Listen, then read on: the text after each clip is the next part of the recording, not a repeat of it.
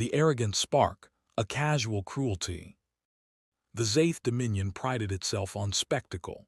When they struck the human colony on Darren 4, they did not strike quietly. They made a broadcast of it. Across the galaxy, feeds flickered alive. The skis over Darren 4 burning with green plasma fire, children screaming in the streets, orbital habitats tumbling in flames. Alien anchors narrated the moment as though announcing a festival. The Dominion called it the culling of the lesser. The humans begged for parley. The Dominion answered by executing Earth's envoy on a live channel, his last words cut off by a beam that split him in two. Their admirals laughed. Their chieftains cheered. The galaxy looked on, and the message was clear. Humanity was to be a warning to others who rose too fast. The invaders thought they had struck terror. Instead, they had written their death sentence. Lessons of mockery, the classroom of conquerors. In the aftermath, the Zaith convened their academy, where future rulers were trained in the art of dominance. In a vaulted amphitheater of marble and steel, alien youths lounged, their claws tapping on polished desks. Hollow displays hovered in the air, replaying humanity's humiliation. Colonies ablaze, fleets scattered, envoys slain.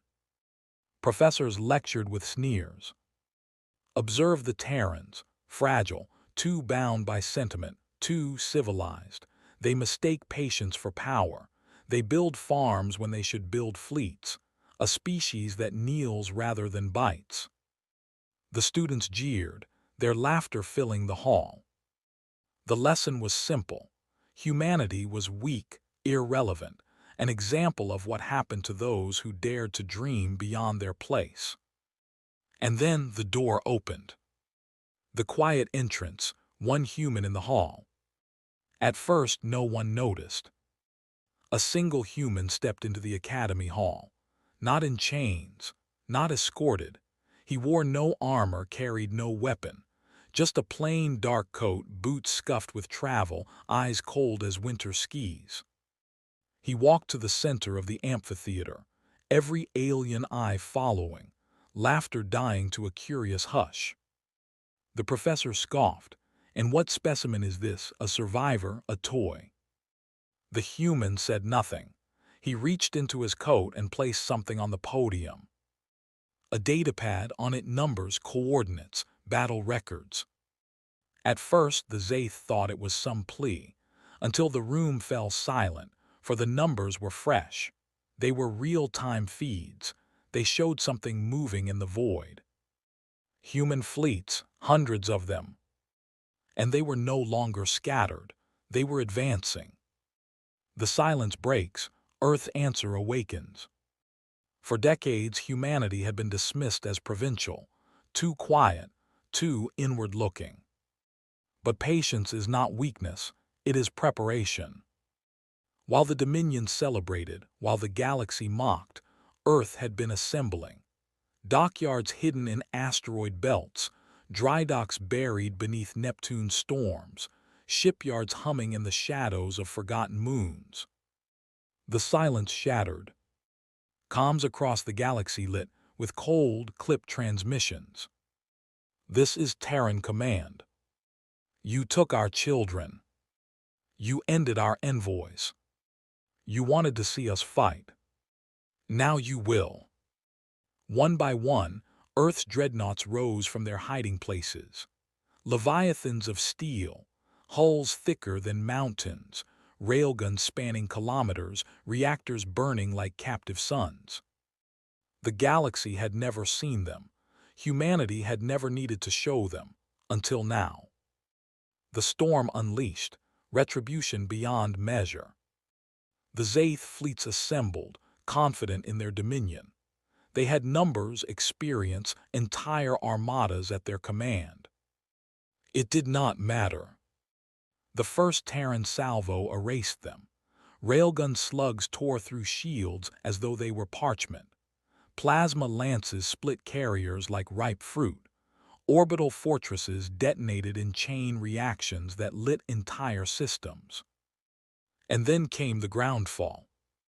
On burned colonies where children had once screamed, dropships descended, sleek black daggers cutting through atmosphere.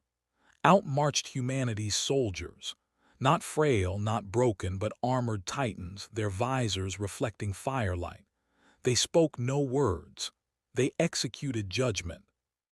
Entire Zaith cities vanished under precision strikes. Command worlds went dark, their proud spires crumbling into dust.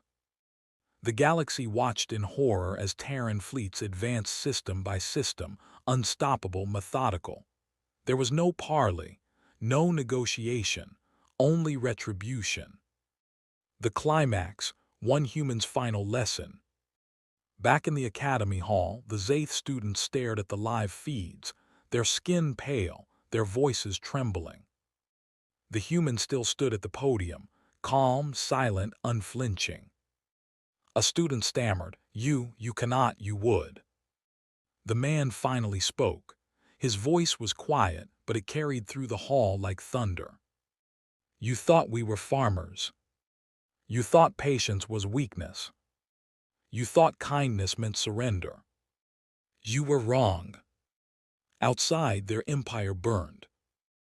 In that moment, the alien students realized they were not witnessing a lesson about humanity's weakness.